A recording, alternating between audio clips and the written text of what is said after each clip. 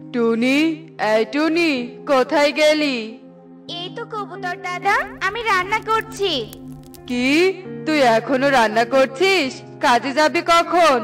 আজ তো অনেকটা দেরি হয়ে গেল, মালিক যে আজ অনেক বকবে। কবুতর দাদা, তুমি চিন্তা করো না, আমার রান্না প্রায় শেষ হয়ে এসেছে। তুমি আর একটু অপেক্ষা করো। ঠিক আছে ঠিক আছে, আমি বাহিরে দাঁড়িয়ে আছি, তুই তাড়াতাড়ি আয়। মালিক তো এবার জমিতে ধান চাষ করবে বলেছে, তাই তাড়াতাড়ি গিয়ে জমিটা প্রস্তুত করতে হবে। এরপর টুনি রান্না শেষ করে আর কবুতরের সঙ্গে কাজে যাওয়ার উদ্দেশ্যে রওনা হয়। কবুতর দাদা, জমি তো প্রস্তুত করা শেষ, এখন শুধু জমিতে ধানের বীজগুলো ছিটিয়ে দেওয়ার পালা। হ্যাঁ টুনি, তুই ঠিক বলেছিস, তাড়াতাড়ি ধানের বীজগুলো জমিতে ছিটিয়ে দিয়ে এখান থেকে চলে যেতে হবে। এই প্রচন্ড রোদে বেশিক্ষণ থাকা ঠিক হবে না, শরীর অসুস্থ হয়ে যাবে। তাই আর দেরি না করে জলদি কাজ শেষ কর দেখি। হ্যাঁ কবুতর দাদা, করছি। তবে একটু জল খেতে পারলে ভালো হতো, গলাটা যে একেবারে শুকিয়ে গেছে। এটা অবশ্য তুই মন্দ বলিসনি। চল আগে আমরা নদী থেকে একটু জল খেয়ে আসি, তারপর না হয় বাকি কাজটুকু শেষ করা যাবে। এরপর টুনি ও কবুতর জল খাওয়ার জন্য নদীর পাড়ে যায়, আর নদী থেকে জল খেয়ে এসে আবার তারা কাজে লেগে পড়ে। আর অন্যদিকে কালু কাক কাজ না করে সারা দিন বসে থাকে, আর সুযোগ পেলেই বনের পাখিদের ঘর থেকে খাবার চুরি করে খায়। সারাদিন তো বেশ আরামেই কাটিয়ে দিলাম, কিন্তু এখন যে প্রচন্ড খিদে পেয়েছে। খিদের জ্বালায় পেটে একদম ইঁদুর দৌড়াচ্ছে। আমাকে এক্ষুনি কারো ঘর থেকে খাবার চুরি করে নিয়ে আসতে হবে, কিন্তু কার ঘর থেকে যে খাবার চুরি করব তা যে বুঝতেই পারছি না। পেয়েছি, আজ আমি কবুতরের ঘর থেকে খাবার চুরি করে নিয়ে আসব। কবুতর তো এখন কাছে কাছে, এই সুযোগ। এসব কথা ভেবে কালু কাক কবুতরের ঘরে যায় খাবার চুরি করতে। এই তো কবুতরের ঘরে অনেক খাবার, আমি বরং তাড়াতাড়ি করে খাবারগুলো চুরি করে নিয়ে যাই, নয়তো কবুতর আবার চলে আসবে। এ কি, আমার ঘরে কোনো খাবার নেই কেন? কে আমার ঘরের খাবারগুলো চুরি করে নিয়ে গেল? কে আমার এত বড় সর্বনাশ করলো? কি হয়েছে কবুতর দাদা, তুমি এভাবে কান্না করছো কেন? তুমি তো এক্ষুনি আমার সাথে ঘরে ফিরলে, ঘরে আসতে না আসতে তোমার কি এমন হলো? টুনি, আমি কাজ থেকে ফিরে এসে দেখি আমার ঘরের সব খাবার কে যেন চুরি করে নিয়ে গেছে। আমার এত কষ্ট করে জমানো খাবারগুলো কে চুরি করে নিয়ে গেল? কি বলছো কবুতর দাদা, তোমার ঘরের সব খাবার চুরি হয়ে গেছে? তাহলে এখন তুমি কি খাবে? আমি কিছু বুঝতে পারছি না রে টুনি। কবুতর দাদা, তুমি বরং আমার ঘরে এসো, আমার ঘরে কিছু খাবার আছে, আমি তোমাকে খাবার খেতে দিচ্ছি। এরপর টুনি কবুতরকে তার ঘরে নিয়ে যায় আর কবুতরকে কিছু খাবার খেতে দেয়। টুনি, তুই সব খাবার আমাকে দিয়ে দিলি, তুই কি খাবি? কবুতর দাদা, আমি খাবার খেয়েছি, এখন আর কিচ্ছু খাবো না, তুমি খেয়ে নাও, আমার কথা তোমাকে চিন্তা করতে হবে না। এরপর কবুতর খাবার খেয়ে নেয়, আর এভাবেই সেই দিন কেটে যায়। আর পরের দিন সকালে টুনি পাশের বনে যায় ফল সংগ্রহ করতে। ফল সংগ্রহ করে টুনি বাড়ি ফিরতে থাকে। তখন টুনি একটা কৃষককে গাছের নিচে বসে থাকতে দেখে। দাদা, তুমি এভাবে গাছের নিচে বসে আছো কেন? আসলে টুনি পাখি, আমি কাজ করতে করতে অনেক ক্লান্ত হয়ে গেছি, আর প্রচন্ড খিদেও পেয়েছে, কিন্তু কাজ শেষ না করে আমি বাড়িতে যেতে পারছি না, তাই একটু গাছের নিচে বসে বিশ্রাম নিচ্ছি। ও আচ্ছা, এই ব্যাপার। এই নাও দাদা, আমার ফলের ঝুড়ি থেকে তুমি কয়েকটা ফল খেয়ে নাও, তাহলে তোমার আর ক্লান্ত লাগবে না। কিন্তু টুনি পাখি, তোমার কষ্ট করে আনা ফল আমার খাওয়াটা কি ঠিক হবে? না না টুনি পাখি, আমি এই ফল খেতে পারবো না। দাদা, তুমি আর না করো না তো, আমি যখন বলছি ফল খেতে তখন তুমি ফল খেয়ে নাও। আচ্ছা বেশ, তুমি যখন এত করে বলছো তখন আমি আর না করব না। এরপর কৃষক আর কিছু না বলে কয়েকটা ফল খেয়ে নেয়। তোমাকে অনেক ধন্যবাদ টুনি পাখি, আমাকে ফল খাওয়ানোর জন্য। এখন আরামে পেয়ারার চারাগুলো জমিতে রোপণ করতে পারবো। দাদা, তুমি তোমার জমিতে পেয়ারা চাষ করবে? কিন্তু আমি তো শুনেছি পেয়ারা চাষে নাকি অনেক খরচ। এসব কথা তোমাকে কে বলেছে টুনি পাখি? পেয়ারা চাষে কোনো খরচ নেই। তুমি যদি ভালোভাবে পেয়ারা চাষ করতে পারো তবে তোমার অনেক লাভ হবে। ও আচ্ছা, তাই বুঝি। তা কিভাবে পেয়ারা চাষ করতে হয় দাদা? আমাকে একটু বলবেন, আমিও পেয়ারা চাষ করব। এ তো অনেক সহজ কাজ। তুমি পেয়ারা গাছ লাগাবে আর তাতে সঠিকভাবে পরিচর্যা করবে, আর একটু সার পানি পেলে দেখবে পেয়ারা গাছে অনেক পেয়ারা হয়েছে। ঠিক আছে দাদা, তবে আমি আজকেই বাজার থেকে কিছু পেয়ারার চারা কিনে আনবো। এ কথা বলে টুনি বাড়িতে যায় আর ঘর থেকে কিছু টাকা নিয়ে বাজারে যায় পেয়ারার চারা কিনতে।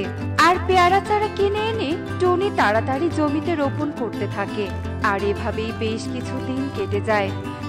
আর টুনি সঠিকভাবে পেয়ারা গাছের পরিচর্যা করতে থাকে, যার ফলে টুনি পেয়ারার জমিতে অনেক ভালো পেয়ারা হয়। তা দেখে মিনু বৃদ্ধা টুনিকে বলতে থাকে, মারে, তোর হাতে জাদু আছে, যার কারণে তোর জমিতে এত ভালো পেয়ারা হয়েছে। মাসিমা, জাদু নয়, আসলে আমি পরিশ্রম করেছি তো, তাই তো এত ভালো ফল পেয়েছি। হ্যাঁ রে মা, তুই ঠিক বলেছিস। তোর মতো পরিশ্রমী পাখি আমি আর এ বনে দুটো দেখিনি। টুনি ও মিনু বৃদ্ধার এসব কথা দূর থেকে কালো কাক শুনছিল। কে বলেছে পরিশ্রম করলে ফল পাওয়া যায়? টুনি তো এত পরিশ্রম করলো, কিন্তু টুনি কোনো ফলই পাবে না। যা পাওয়ার তা তো আমি পাবো। এভাবেই রাত হয়ে আসে আর কালু কাক টুনির পেয়ারার জমিতে আসে পেয়ারা চুরি করতে। এ রে, আমি তো আজ রাতে পেয়ারা জমিটা দেখতে আসতে ভুলেই গিয়েছি। যাই, জমি থেকে একবার ঘুরে এসে ঘুমিয়ে পড়ি। হে কি, কালু দাদা, তুমি আমার পেয়ারা জমিতে এত রাতে কি করছো? ইয়ে মানে টুনি। কি ইয়ে মানে করছো? আমি বেশ বুঝতে পেরেছি তুমি আমার জমিতে এসেছো পেয়ারা চুরি করতে, তাই না? আর চুরি করতে যখন এসেই পড়েছো, তখন তো তোমাকে শাস্তি পেতেই হবে। এ কথা বলে টুনি কালু কাককে গাছের সঙ্গে বেঁধে রাখে আর টুনি বাড়িতে চলে যায়। এভাবে রাত গড়িয়ে ভোর হয়ে আসে আর টুনি বনের পাখিদের নিয়ে কালু কাকের কাছে আসে। শোনো সবাই, আসলে কালু দাদা একটা চোর। কাল রাতে আমার জমির পেয়ারা চুরি করতে এসে ধরা পড়েছে। কালু দাদা পরিশ্রম করতে চায় না, অথচ অন্যের অর্থ ধ্বংস করে বেড়ায়। তাই কালু দাদাকে একটা উচিত শিক্ষা দিতে হবে। হ্যাঁ টুনি, তুই ঠিক বলেছিস। কালু দাদা যেহেতু চুরি করেছে, সেহেতু কালু দাদাকে একটা কঠিন শাস্তি দেওয়া উচিত, যাতে কালু দাদা আর কখনো বনের পাখিদের বড় ক্ষতি করতে না পারে। দয়া করে তোমরা আমাকে ক্ষমা করে দাও, আমার ভুল হয়ে গেছে। আমি আর এমন ভুল কখনো করব না। এবারের মতো তোমরা আমাকে ছেড়ে দাও। না, তোমাকে কেউ ক্ষমা করবে না, তোমাকে চুরির শাস্তি পেতেই হবে। এরপর টুনি কালু কাককে পুলিশে দেয় আর এভাবেই কালু কাক তার কর্মের শাস্তি পায়। দেখলে তো বন্ধুরা, অলসতা কিভাবে বিপদ বয়ে আনে। তাই অলসতা করা ঠিক নয়। আমাদের সব সময় পরিশ্রম করতে হবে, কারণ পরিশ্রমই সৌভাগ্যের চাবিকাঠি। এমনই সব মজার মজার শিক্ষণীয় টুনি পাখির গল্প দেখতে আমাদের সাথেই থেকো। আর গল্পগুলো কেমন হচ্ছে তা কমেন্টে জানাতে ভুলো না কিন্তু। Bye bye. ময়ূরাক্ষীর জঙ্গলে অনেক পশু পাখির বসবাস ছিল। সেখানে সব পাখিরা মিলেমিশে দলগতভাবে থাকতো। কিন্তু অন্য পাখিদের থেকে টুনির মেয়ে টুকি একদম আলাদা ছিল। সে বনের কোনো পাখির সাথে মিশতো না। এমনই এক দিনের কথা, টুকির বন্ধুরা আসে টুকিকে ডাকতে।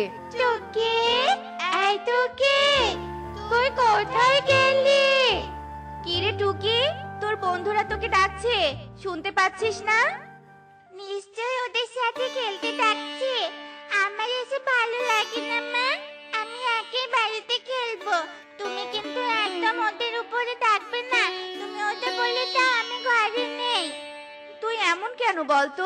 তোর বয়সী পাখিরা কি সুন্দর মাঠে খেলা করে, একসঙ্গে স্কুলে যায়, আর তুই সব সময় শুধু একা থাকিস। একা থাকাই ভালো মা, পাখিরা খুব খারাপ হয়।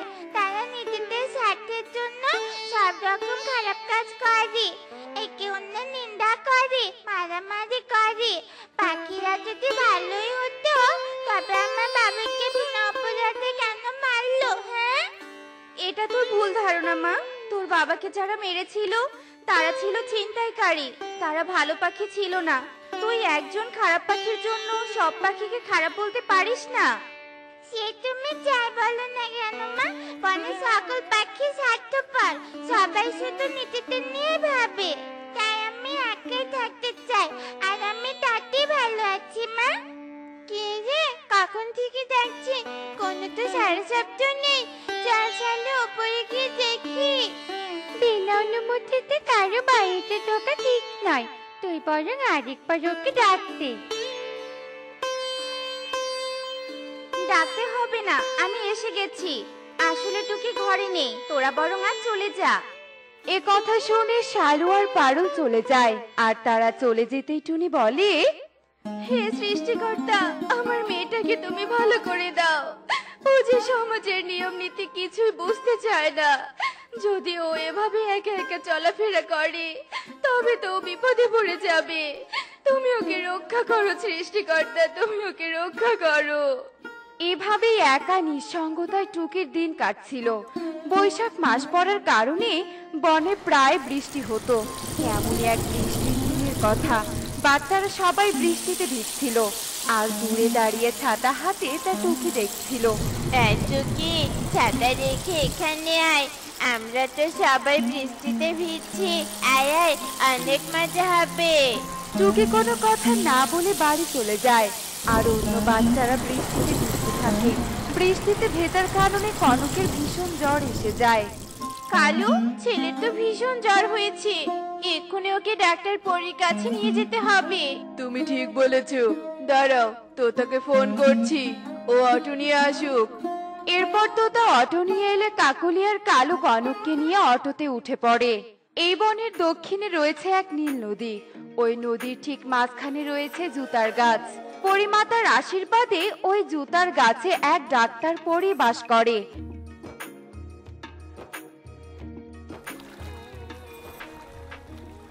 ডাক্তার পরি, ডাক্তার পরি, আমার ছেলে খুব জ্বর, তুমি আমার ছেলেকে সুস্থ করে দাও। ভয়ের কিছু নেই কাকুলি, সামান্য জ্বর হয়েছে। এই ঔষধগুলো নিয়ম করে 3 বেলা খাইয়ে দিও। এরপর কালু আর কাকুলি ঔষধ নিয়ে সেখান থেকে চলে যায়। একদিন টুনি যখন আনমনে জমিতে চাষ করছিল তখন সেখানে সুখী আসে। আরে টুনি, কি করছিস কি? লাঙল তো পায়ে লেগে যাবে। কি এত ভাবছিস শুনি? তুই কি কথা ভাবছিস সখী? দিন দিন মেয়েটা আমার কেমন জানি হয়ে যাচ্ছে। সব সময় একা থাকে, কারো সাথে মিশতে চায় না। ও বলে সব পাখি নাকি স্বার্থপর আর ওর ক্ষতি করে দিবে। আমার মনে হয় টুকি শারীরিক কোনো সমস্যা না থাকলেও ওর মানসিক সমস্যা রয়েছে। তুই একবার টুকিকে নিয়ে ডাক্তার পরীর কাছে যা। হ্যাঁ রে, তুই ঠিক বলেছিস। হ্যাঁ, আমি কালকেই টুকিকে নিয়ে ডাক্তার পরীর কাছে যাব। পরের দিন হতেই টুনি টুকিকে নিয়ে ডাক্তার পরীর কাছে যায়। আর টুনি ডাক্তার পরীকে সব কথা খুলে বলে। টুকি, মা যা বলেছে তাই কি সত্যি? তুমি কি তোমার আত্মীয় স্বজন বন্ধু বান্ধবদের সাথে মিশতে চাও না? না, চাই না। বনের পাখিরা কেউ ভালো না, সবাই শুধু তাদের নিজেদের প্রয়োজনে মারামারি করে, ঝগড়াঝাটি করে, প্রতারণা করে, একে অন্যকে ঠকায়, এমনকি নিজেদের স্বার্থের জন্য অন্যকে মেরে পর্যন্ত ফেলে। এসব পাখিদের জন্যই আজ আমার বাবা আমার কাছে নেই। তাই আমি একা থাকতে চাই। বনে কেউ আমার আপন নয়, সবাই স্বার্থপর, সবাই। টুনি, আমি টুকির ব্যাপারটা বুঝতে পেরেছি। তুমি টুকিকে আমার কাছে রেখে যাও, আমি ঠিক সময়ে তোমার কাছে পাঠিয়ে দিব। এরপর টুনি টুকিকে পরীর কাছে রেখে নিজের বাড়িতে চলে যায়। টুকি, চলো, আমি তোমাকে এক জায়গায় নিয়ে যাব। সেখানে তোমাকে কেউ বিরক্ত করবে না, তুমি আরামে একাকিত্বে দিন কাটাতে পারবে। এরপর পরী টুকিকে এক বনে নিয়ে যায়। ওই বনে কোনো পশু পাখি ছিল না। ওই বনে পরী টুকির জন্য এক বিশাল ঘর তৈরি করে দেয়। আর খাবারেরও ব্যবস্থা করে দেয়। এখন থেকে তুমি এখানেই থাকবে। এখানে খাওয়া দাওয়ার কোনো কষ্ট হবে না। তুমি আরামে একা হেসে খেলে দিন কাটাতে পারবে। তবে তো ভালোই হবে, আমাকে আর কেউ বিরক্ত করবে না। এরপর পরে টুকিকে সেই বনে একা রেখে চলে যায়। বাইরে কি অন্ধকার, আমার তো খুব ভয় লাগছে, খুব খিদেও পেয়েছে। মা থাকলে আমাকে গল্প বলে খাইয়ে দিত।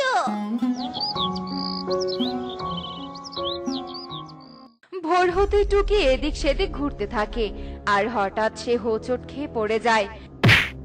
পায়ে কি জোরে ব্যথা পেলাম, হাঁটতেও তো পারছি না। যদি বনে থাকতাম তবে কোনো অটো করে চলে যেতাম, কিন্তু এখানে তো কোনো অটো নেই। যাই, কষ্ট করে ঘরে ফিরতে হবে। বাইরে কি বৃষ্টি হচ্ছে, একে একে বৃষ্টি দেখতে একদম ভালো লাগছে না। বনে সবাই বৃষ্টিতে ভিজতো, তা দেখতেও ভালো লাগতো, কিন্তু এখানে তো আমার একদম ভালো লাগছে না। পরি পরি, কোথায় তুমি? আমার কাছে এসো, তোমাকে যে আমার খুব প্রয়োজন। টুকি, ডাকছিলে কেন? আমার এখানে একদম ভালো লাগছে না, আমি বনে ফিরে যাব। আচ্ছা ঠিক আছে, আমি তোমাকে বনে নিয়ে যাচ্ছি। বনে গেলে তুমি অবশ্যই নিজেই অনেক কিছু বুঝতে পারবে।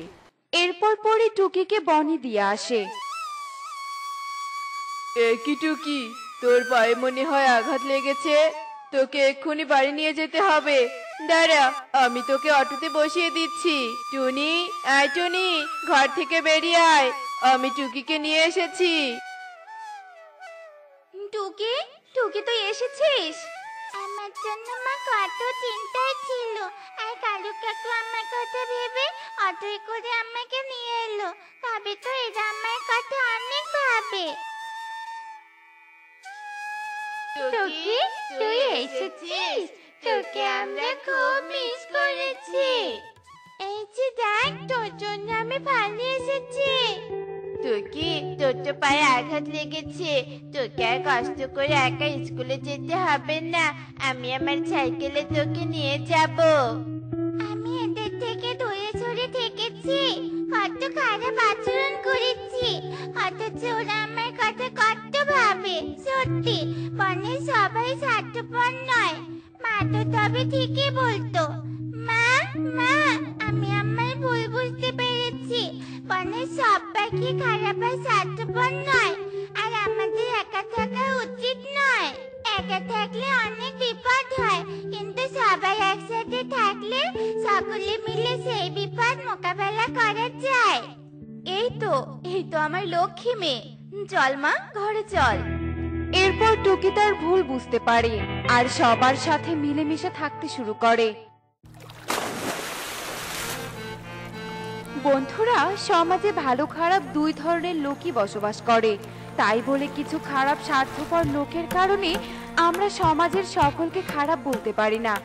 আর একটা কথা সব সময় মনে রাখবে, সমাজে বসবাস করতে হলে আমাদের সকলকে মিলেমিশে বাস করতে হবে। তো বন্ধুরা, এমনই সব মজার মজার শিক্ষণীয় টুনি পাখির গল্প দেখতে আমাদের সাথেই থেকো।